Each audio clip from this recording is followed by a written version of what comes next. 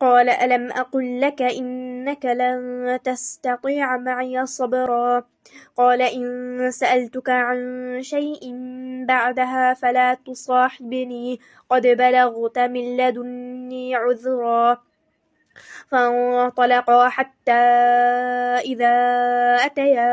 أهل قرية استطعما أهلها فأبوا أن يضيفوهما فوجدا فيها جدارا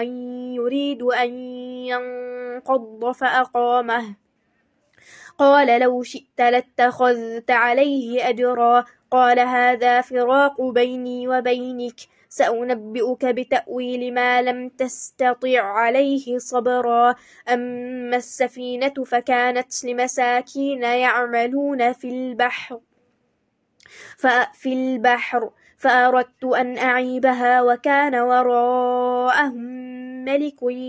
يأخذ كل سفينة غصبا وأما الغلام فكان أبواه مؤمنين فخشينا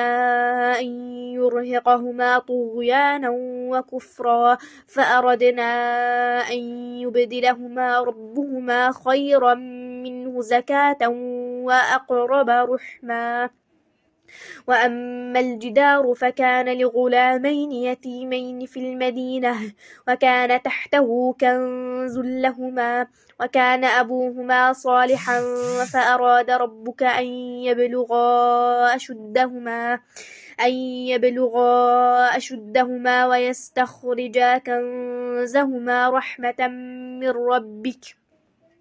وما فعلته عن أمري ذلك تأويل ما لم تسطع عليه صبرا ويسألونك عن ذي القرنين قل سأتلو عليكم منه ذكرا